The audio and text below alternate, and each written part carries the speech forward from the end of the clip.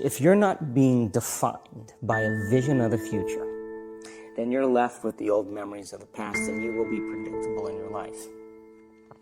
And if you wake up in the morning and you're not being defined by a vision of the future, as you see the same people and you go to the same places and you do the exact same thing at the exact same time, it's no longer that your personality is creating your personal reality. Now your personal reality is affecting or creating your personality.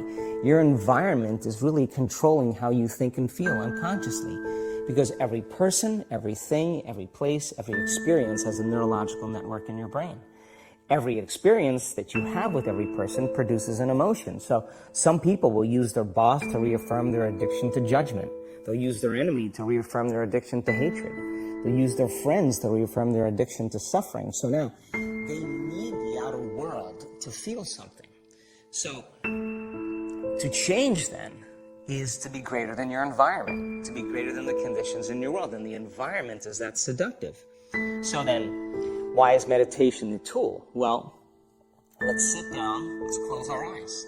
Let's disconnect from your outer environment. So if you're seeing less things, there's less stimulation going to your brain. If you're playing soft music or you have earplugs in, less sensory information coming to your brain. So you're disconnecting from your environment.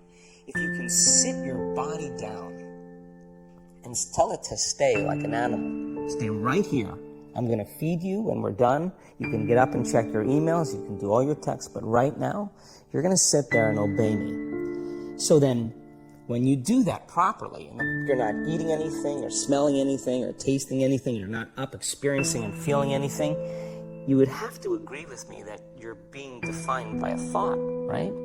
So when the body wants to go back to its emotional past, and you become aware that your attention is on that emotion, and where you place your attention is where you place your energy, you're siphoning your energy out of the present moment into the past, and you become aware of that.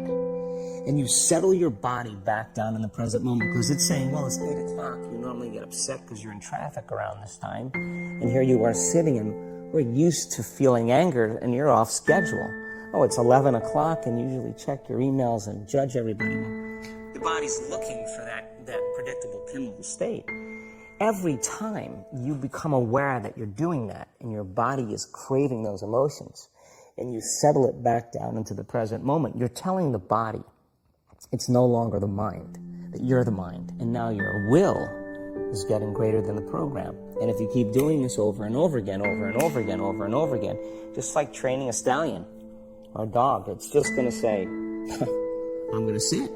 And the moment that happens, when the body's no longer the mind, when it finally surrenders, there's a liberation of energy. We go from particle to wave, from matter to energy.